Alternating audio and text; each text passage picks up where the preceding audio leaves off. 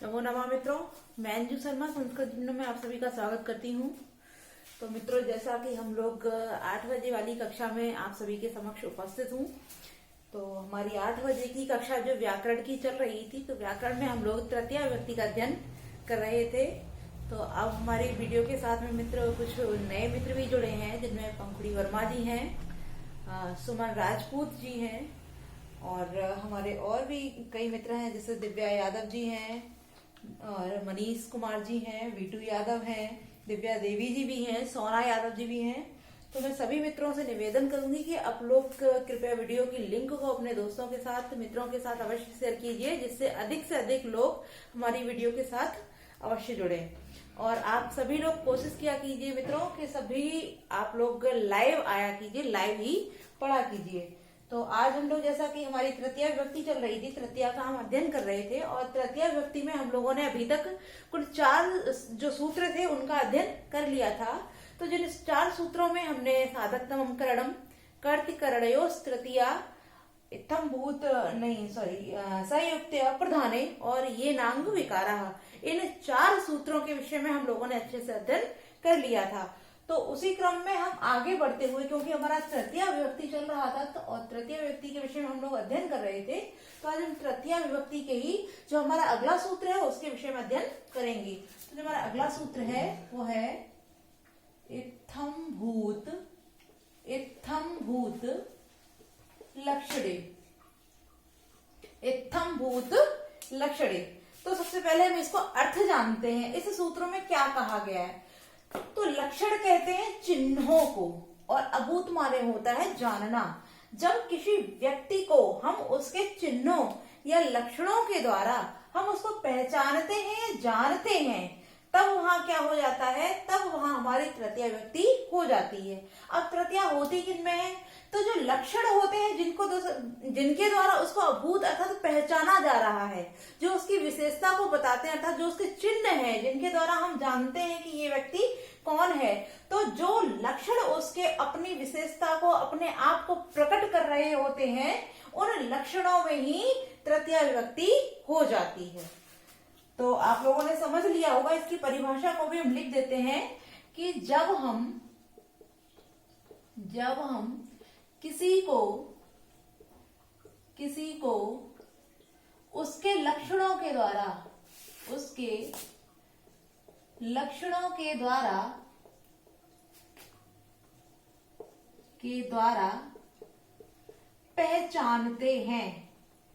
पहचानते हैं,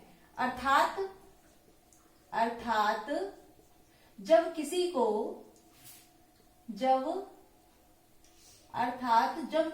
को उसके लक्षणों या चिन्हों के द्वारा, हम यह दोनों शब्द लिखे देते हैं, लक्षणों या चिन्हों के द्वारा पहचाना जाता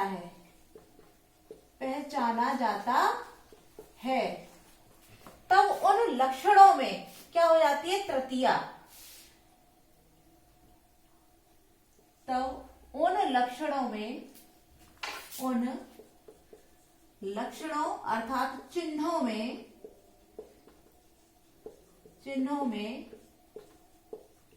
तृतीया हो जाती है।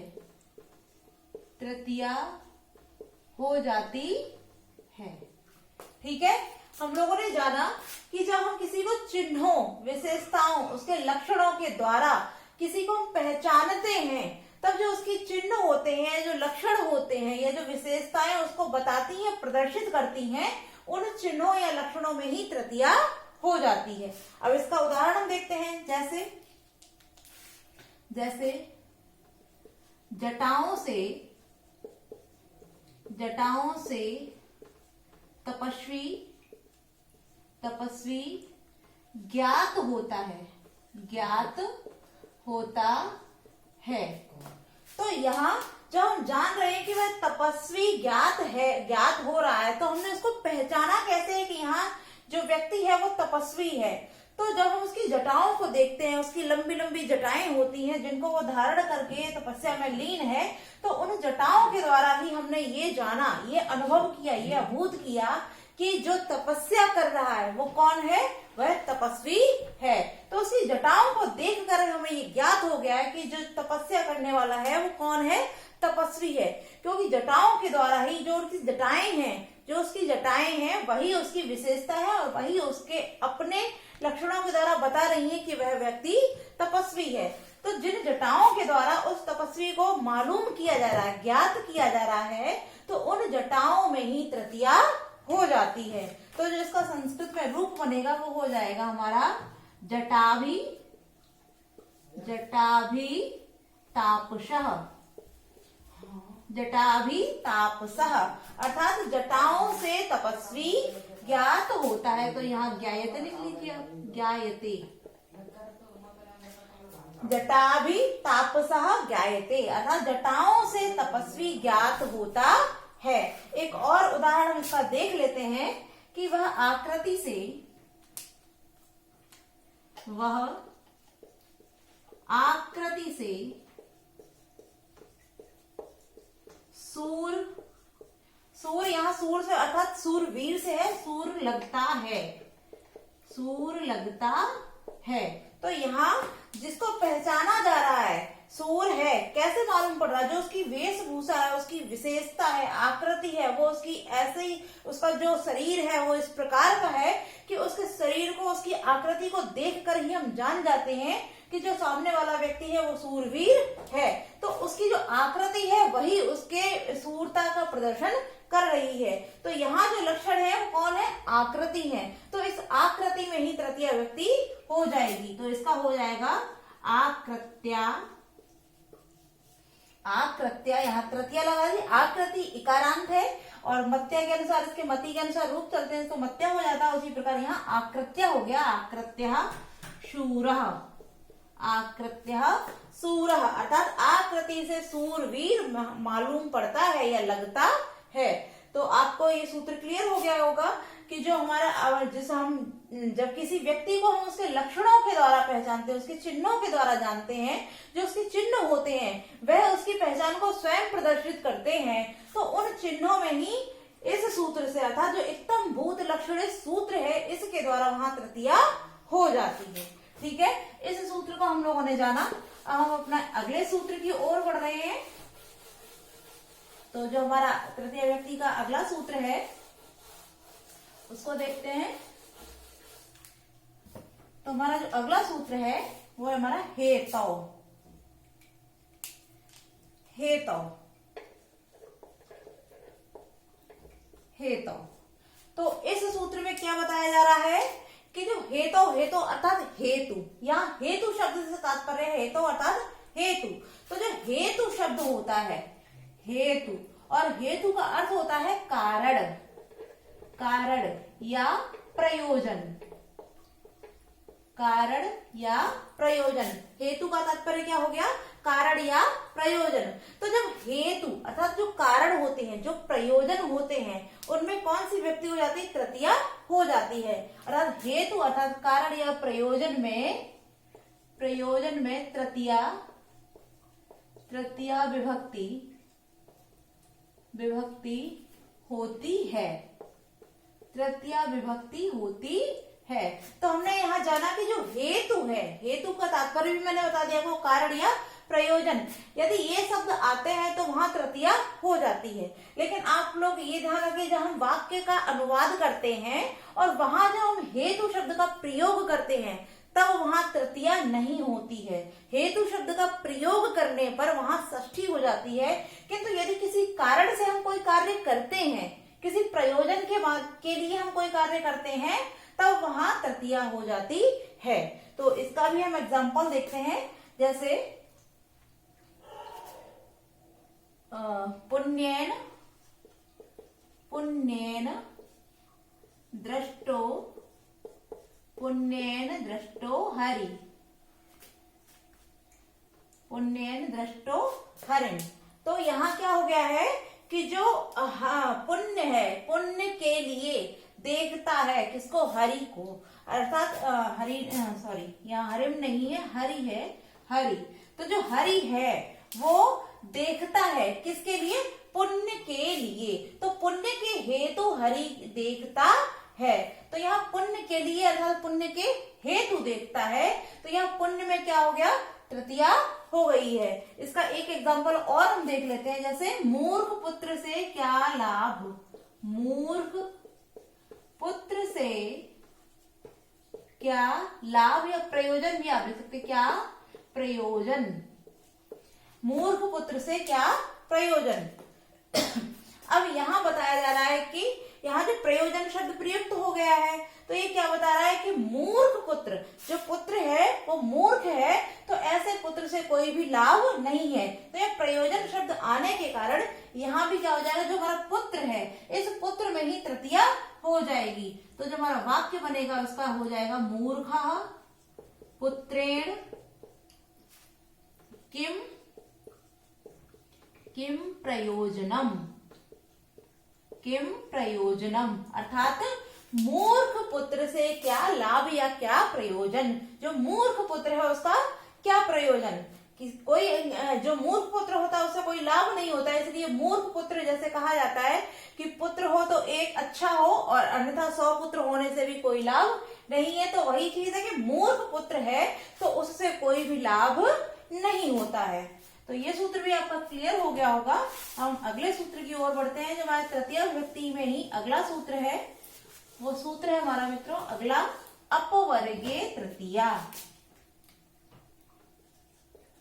अपवर्गे तृतीया, अगला जो हमारा सूत्र है वो है अपवर्गे तृतीया। अब हमने द्वितीय विभक्ति में एक सूत्र का अध्ययन किया था, वो सूत्र था हमारा कालाध्वनो रत्यंत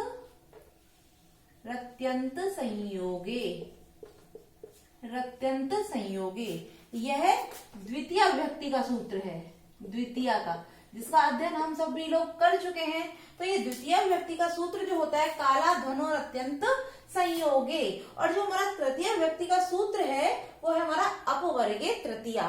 तो जो द्वितीय विभक्ति में हमारा ये वाला सूत्र बताता है वो क्या कहता है कि कालवाची और मार्गवाची जो वाक्य होते हैं उनमें अत्यंत संयोग होने पर वहां द्वितीया हो जाती है। और जो हमारा अपवर्गे तृतीया सूत्र है ये इसी सूत्र का अपवाद है।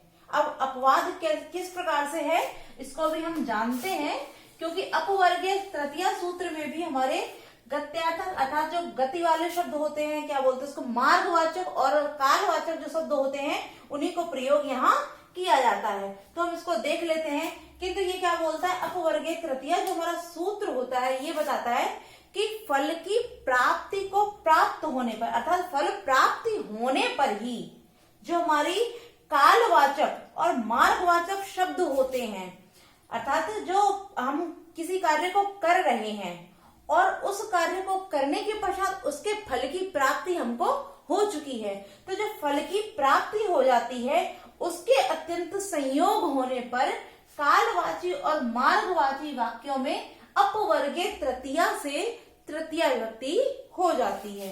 तो इसकी परिभाषा भी हम लिख लेते हैं।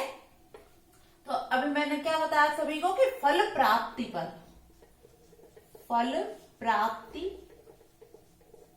होने पर या गम्यमान हो, गम्यमान अर्थात फल की प्राप्ति हो चुकी हो, गम्यमान हो, तो अत्यंत संयोग, अत्यंत संयोग, अत्यंत संयोग में, अत्यंत संयोग में कालवाचक या कालवाची, कालवाचक और मार्गवाचक, मार्गवाचक, तो फल की प्राप्ति गम्यमान हो अर्थात फल प्राप्त हो जाए। जब हम किसी कार्य को करें और उससे हमें फल की प्राप्ति हो जाए, उसमें अत्यंत संयोग में कालवाचक और मार्गवाचक शब्दों में तृतीया हो जाती है, तृतीया हो जाती है। तो इसमें अपवर्ग की तृतीया में अभी मैंने बताया कि जो हमारा द्वितीय व्यक्ति का काला धनुरत्यंत सूत्र जो है उसका अपवाद है ये सूत्र, क्योंकि उसमें भी कालवाचक और मार्गवाचक के अत्यंत संयोग होने पर वहां द्वितीया हो रही थी, किंतु यहाँ सिर्फ इतना परिवर्तित हो रहा है कि फल की प्राप्ति गम्यमान हो, अर्थात कालवाचक भी हो, मार्गवाचक भी हो, साथ ही साथ अत्यंत संयोग भी हो, किंतु फल की प्राप्ति भी वहां हो रही हो, तब वहां कालवाचक और मार्गवाचक शब्दों में तृतीया हो जाती है। ठीक है, अब हम इसके उदाहरण को देखते हैं। जो इसका उदाहरण है उसको हम लिख लेते हैं, जैसे महीने भर में, महीने भर में अनुवाक, अनुवाक पढ़ लिया, पढ़ लिया। अभी तक हम जो काला धनुरत्यंत संयोग हमने जब तक सूत्र का अध्ययन किया तब तक उसमें क्या था कि वह महीने भर अनुवाक पढ़ता है या उसने महीने भर में अनुवाक पढ़ा, किंतु उसको फल की प्राप्ति वहां नहीं हुई। किंतु ये जो हमारा वाक्य है इसमें यहाँ क्या बताया जा रहा है कि महीने भर में उसने अनुवाक को पढ़ लिया, अर्थात जो उसके फल की प्राप्ति थी वो उसको हो चुकी है। उसने अनुवाक को पढ़ना आरंभ किया और उसने महीने भर में उस पाठ को पढ़कर समाप्त भी कर दिया। तो जिस उद्देश्य से उसने अनुवाक को पढ़ना आरंभ किया उस उद्देश्य की प्राप्ति उसको हो चुकी है और अनुवाक को भी उसने पढ़ लिया है। तो यहाँ फल की प्राप्ति हो जाने के कारण जो अत्यंत संयोग दिखाया गया है, इस कारण यहाँ महीने भर जो शब्द है, क्योंकि यहाँ कालवाचक शब्द है, तो इस कालवाचक में क्योंकि अभी मैंने बताया फल की प्राप्ति हो जाने पर ही यहाँ तृतीया हो जाती है। तो इसका क्या हो जाएगा, मासेन, मासेन, मासेन, मासेन धीतो, धीतो नुवाकः, मासेन धीतो नुवाकः, अर्थात मासेन, इसको हम तोड़ के आपको लिख के दिखाई दे रहे हैं, लेकिन आप इसको संधि कर सकते हैं, क्योंकि यहाँ जहां आप संधि कर सकते हैं वहां आप उसको संधि करके लिख सकते हैं। यहाँ हो जाएगा मासेन, मासेन अधीतो अनुवाकः, अनुवाकः। किंतु हमने ये जो ऊपर वाक्य लिखा है इसमें संधि करके इसको लिख दिया है कि मासेन अधीतो अनुवाकः, अर्थात मास भर में, महीने भर में, अधीतो माने पढ़ लिया है क्या, अनुवाक। जो उसका अनुवाक था उसने एक माह में या महीने भर में उसको पूरा पढ़ लिया है। तो अनुवाक को पढ़ने के कारण उसको यहाँ फल की प्राप्ति हो चुकी है। इसीलिए इस मासेन में द्वितीया न होकर क्या हुई है, तृतीया हुई है। और जो कालाधनों में क्या हो रहा था वहां, क्योंकि फल की प्राप्ति नहीं हो रही थी और यहाँ फल की प्राप्ति है। तो इस चीज को आपको ध्यान रखिएगा कि जहां फल की प्राप्ति हो रही हो ऐसे कालवाचक और मार्गवाचक शब्दों में अपवर्गीय तृतीया से तृतीया हो जाती है, किंतु जहां फल की प्राप्ति न हो रही हो ऐसे कालवाचक और मार्गवाचक में कालाधन और अत्यंत संयोग से द्वितीय व्यक्ति होती है। ठीक है, तो ये सूत्र आप सभी का क्लियर हो चुका है। हम अगला सूत्र भी देख लेते हैं, क्योंकि हमने इसमें जो हमारे अभी हम लोगों ने 3 सूत्रों का अध्ययन कर लिया है, तो एक सूत्र हम और देख लेते हैं इसको।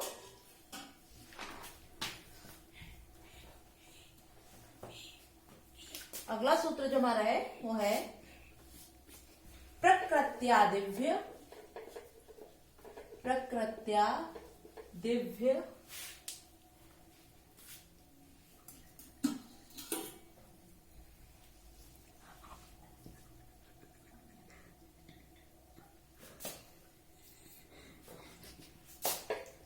प्रकृत्यादिव्य उपसंख्यानम, उपसंख्यानम, प्रकृत्यादिव्य उपसंख्यानम। अब यहाँ हम जानते हैं कि यहाँ क्या बोला जा रहा है इस सूत्र में। यहाँ शब्द जो दिया है प्रकृति, क्योंकि यहाँ जो हमारी यड़ संधि है उसका विधान किया जा रहा है, तो प्रकृति धन आदिव्य, तो जब हम इसको तोड़ेंगे तो हमारा जो है प्रकृति, तो यहाँ जो शब्द निकल के आया हमारा प्रकृति, इसका अर्थ होता है स्वभाव। प्रकृति का जो अर्थ होता है वो होता है स्वभाव। तो जब हम किसी को उसके स्वभाव के द्वारा, उसके जो स्वभाव इत्यादि जो हमारे शब्द होते हैं, धातुएं होती हैं, उनसे युक्त यदि कोई वाक्य आता है या वाक्य को कहा जाता है तो वहां पर तृतीया हो जाती है।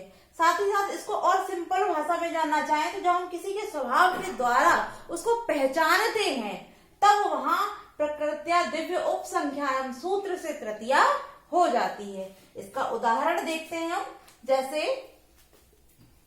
स्वभाव से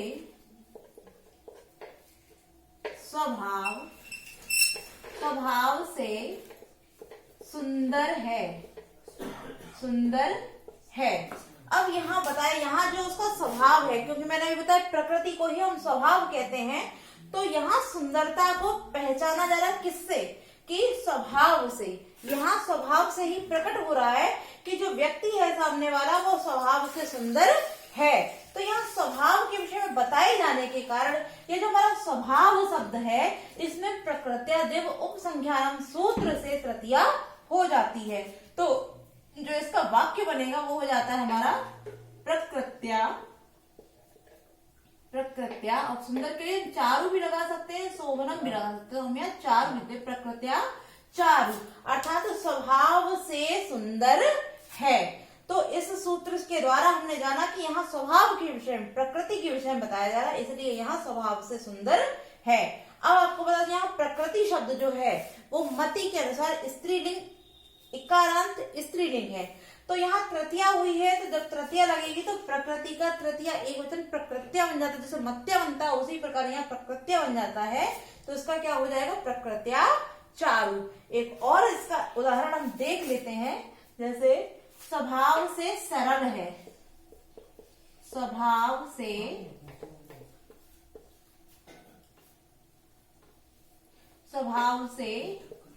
सरल है। स्वभाव के लिए हम लोग एक और शब्द का प्रयोग करते हैं, निसर्ग। निसर्ग माने भी स्वभाव होता है, तो यहाँ प्रकृति या स्वभाव या निसर्ग कोई भी आप शब्द प्रयोग कर सकते हैं। तो इसका जो हो जाएगा, आप इसको स्वभाव ही बनाना चाहे तो इसका स्वभावेन सरला भी हो जाएगा, स्वभावेन या फिर प्रकृत्या सरला भी हो जाएगा।